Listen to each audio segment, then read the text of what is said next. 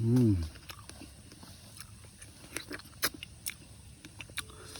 อนไหนมีท่าน Hello guys, number one jingga park tu ni goju juzian papa he umin te kati hin na ta he papa hola he kachi ru thi mo hin hoi lai mun hi khan jot yam ti ju zo le video wa khan ve cha di ni wen na wa he loi pa he ki sa zo lo ham ti ju khan na po din tin ka ga hol na di hi lang thang chung lang ko na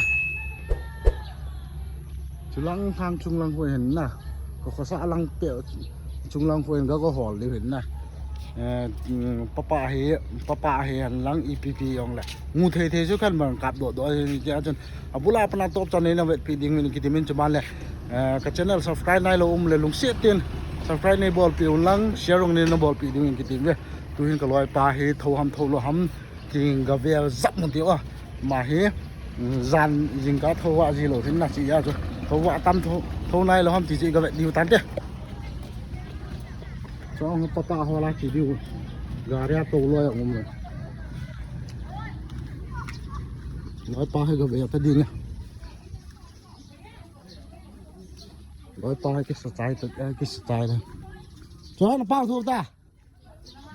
với lăng à nèกินข้าวเล่นเต้นลังจ่ออะไรถ่ายทำเลยฮะร้อยป้าให้นานที่กิชนายหลงไหมที่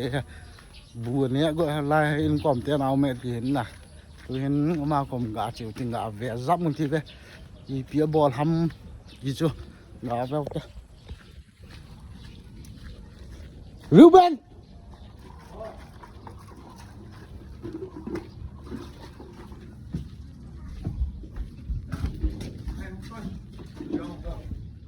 ร้อยป้าหอลปีที่ป้าไล่ให้kita una lain lah. Kita senai lah. Hol ni tiang. Ipela kang cepat doting lah bokong kat dot kita dang wang cu amun lah pham video ka siam thei dan la kan siam nen jin ya lung lu te na vet piding ven mi pi ho chung le subscriber chung a kum tiam me ipela mun hun te lam kap tang ah. Kisahก็ก็สะดวกตอนนั้นก็สังคนละตัวก็สักข้าวต่อบอกว่าน่าคงจะปัดด้วยแต่ลอยปลาตัวที่วันนี้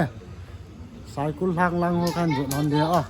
สายกุลทางลังมาขมูเรื่องขมูหลุดเนื้อวางจะแค่เถอะขมูเร็วกันขั้นกัดด้วยขมูเร็วเชื่อไอ้ตาก็ว่าเลยตากำลาก็ว่าเลยแต่ว่าขั้นกัดด้วยเดี๋ยวตาก็ลอยปลาเนี่ยถ้าขัดจีก็เงาเห็นนะมาสิเป็นอาดอกไปเลย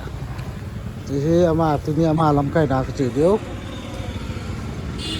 Papa muốn đi ngang này cái gì thôi à? Các cái gì sao thôi? Mua lâuเลยพี่คนนั้นน่ะเที่จังเวจังหัวเราถึงเนี้ยเลย ขนมนานนะ เห็นไหม กะว่าเลยดิ ไอ้เวลามุ่นทุนเต้นเลยกำลังช่วยกับตองก็ guys ตัวเฮที่ทลังกูเกลนบริดจ์พัฒนาวินนะกูเกลนบริดจ์อิตาบังฮัมที่จู่อามุขางนุ่มดิวอามุขางนุ่มดิวนะที่จู่ตัวเฮกูเกลนบริดจ์กันสัตว์นี่อ่ะแล้วป้าชิมเล็กหล่อไหมเล่นบิสกินเด็ดตายตาร้อยเต้นี่ตัวนี้ลำไก่เตี้ยนี่เห็นนะมันอย่างเงี้ย professional เช็ดเฮ้ป้าหัวมันละง่ายดีจนกุนจูแต่น่าเวลลังวิทยาลีนเนี่ยกูเล่นบริดจ์กินหุ่นแต่ยัง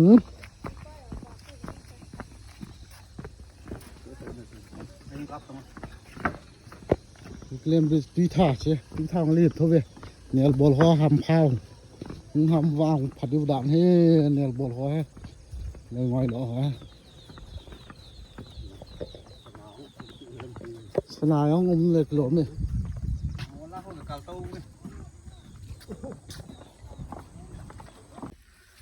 ว่าเฮียโอ้โหก็คิดปัดหนึ่งตายอ่ะ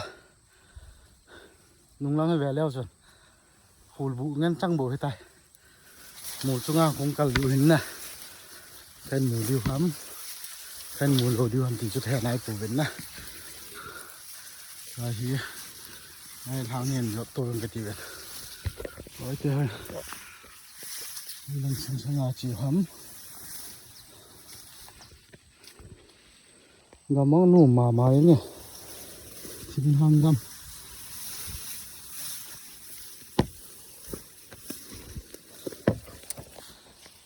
to bang he tu ni chu ni nu mong ka khop me ka tia na ya chưa pa be me di kham me khat me ni be cái mù khá là tia ấy lối họ từ cái vài cuốn độ về và hi mù họ cái cảnh pan tàu na nhà chúng liền lòng cá lẻo mà thế thì chú cái máu bỏ độ khá lâu cái hiện na từ ní hi mà sắp bền nhiều hiện tiếng lang cái gì hay lâu là cầm lại cái gì cả vạ thì hiện na nhưng là thằng nó ra là các chị lâu chul lạ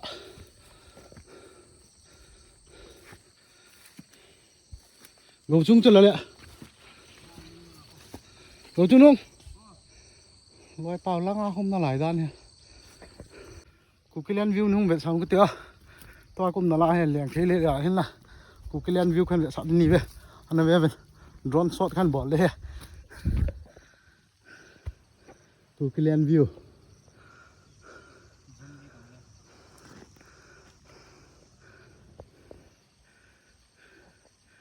gầm trên nào hay là cụ cái liền gầm anh nôm mò mò nghe ta bằng gầm pha gồm hơi lại cái biểu bật thiên thằng vạ thì rồi cuốn na anh nôm mò sao mò nghe lại lò hi liền thế lẽ bỏ rồi na hồ còm lăng họ con buông hung dữ tiền con he bắt quay pa mà lại bắt xì riêng chọn có một nào hiện na vạ thì đang kho rồi ta nhưng là có một bổ biến gồ dụ to không cái tụ sẽ kít tàn tôi loài tàu cái ngả hen mà ông tên này tí cái bài cái sấy điều không gì cho mà cái ngả phật đi he loài tàu không tàu vĩnh na không tàu vĩnh mà hay cái ngả he bây giờ mà không tàu vĩnh gì thế này còn cái hồ phật đi he cái sang bầu cam mù về thì sang là cái energy dengan nhẹ đi mày sợ phật này dengan nhẹ đấy ngon không để nó dạo cụ hả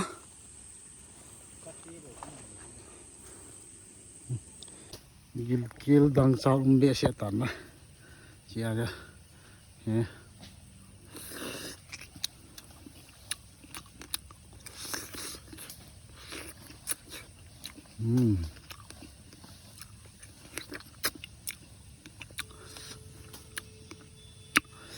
yummy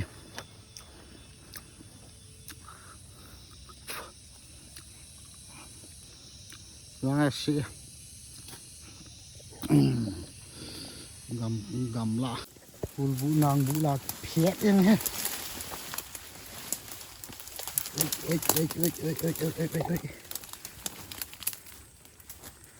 mua vàng trận đâu nó mua hàng đầu hết đó là ông nó lồ vậy tao ông nó mua khách cái cầu chai tả mua khách cái cầu chai tả chúng này là khu lê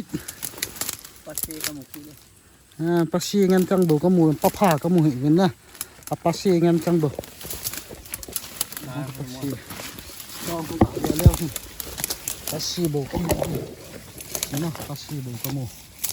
bán cho mình bán để la không thật có một chút nữa các bạn bao cái thọt mặt chạy lên kia đi đâu camera đổ lỗ dương khăn đổ xả găm đi tay cho nó pasti papa cái một lần lang pasti tame là không bao nhiêu mình là lại thằng nào thôi thì nó là hình như chỗ trái xa này ngăn trăng chỗ đá này thì nên ở chỗ trái xa này ngăn nè đó cho tụi đi rồi cho anh ông lầu tham thì hết cái kiểu là cho sang advance booking rồi nôm đảng thì mình tiền nó trái đâm tàu bên nè ra hết còn có hộp chìm tàu bên thì hết là ngã cái chế của tàu bên nè ra hết cho lòng lẽ กินกระจูมปูนเตะกะตีว่าจีอะเฮก็ขบมาก็ขบทิมเทยเต่าตัวนี้แหละจีอะเฮอินลังจีดีกับไว้ใส่ทิมมือเตะกำมาเวลหาวัดดันนกดันจ้ะจีดังยังเฮนกดันเฮก็ร้อยเป่าฝัดให้จุงลังอ่ะจุงลังตาลุ่มน่าไหลน่ะเวลแล้วจุน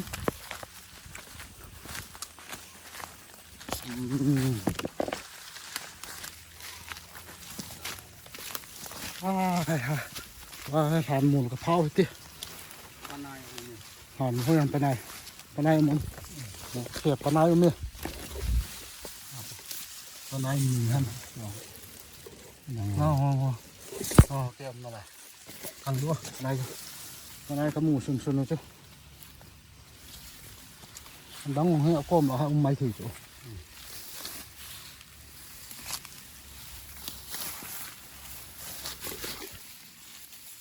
ที่ปัสสีหลงที่ของปนาย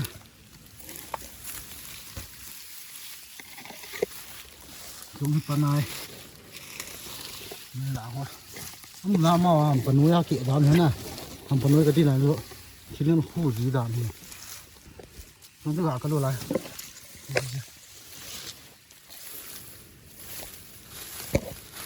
แต่แท้ๆหลงมองเห็นก้มน้ำให้ไรผ่านมูลก้มเท่าไรปนายอุมินนะปนายตำเบียดบนเนี้ยจ่าตาบอกให้อะไร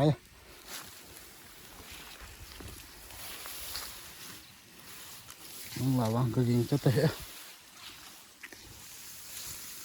มันก็หลุดไปตาปลายัดปลาทุ่มปลาลีจงหัวล่างหัวจงล่างหัวมา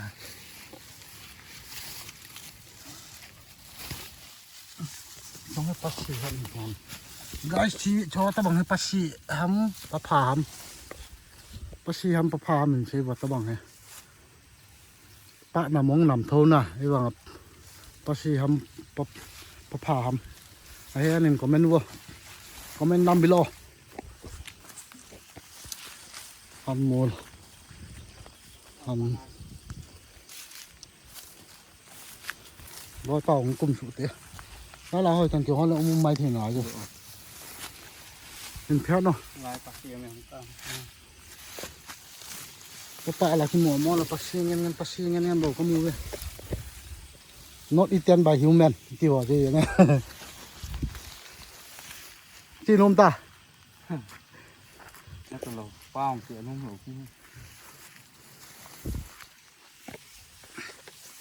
นั่นเฮีย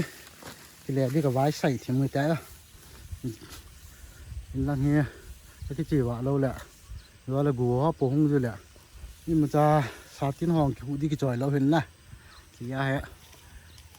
นั่งจีดีก็ไว้ใส่ถิ่มก็ได้เต้ guys พุ่งหอเววนกดานเนี่ยหุ่ยที่วิลเวลยังไง นาเบกโก้ก็จะ เอาไปปั้นน้ำซี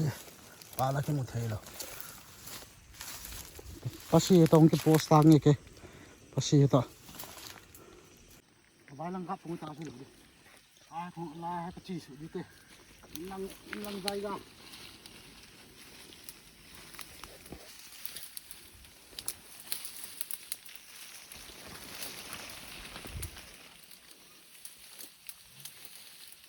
รถมีทั้งหมูเน่าช่วยอะไรหรอเด็กมันโผล่แล้วมันต้องสู้แล้ว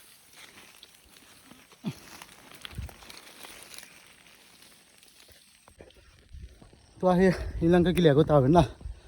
ป้าหัวเราจะฮอนกับบังวันนี้มันใจข้อมูลหรอตัวอินลังก็จีเดียวเต้บุลาปนาตบตอนนี้เนี่ยเดี๋ยวจะสิสุงานที่ป่าทุกงศิลป์จะบ้านแล้วก็คิดแหละคุยโน้ขึ้นละเดี๋ยวมันจะลองสักขั้นบล็อกเสียจนนางอาหารมันนั้นตัวนี้ดิ่งที่จะเนี่ยเราจ่ายตังค์เนี่ยนบอนนั่นเล่นเสียทั้งตัวบ๊ายบาย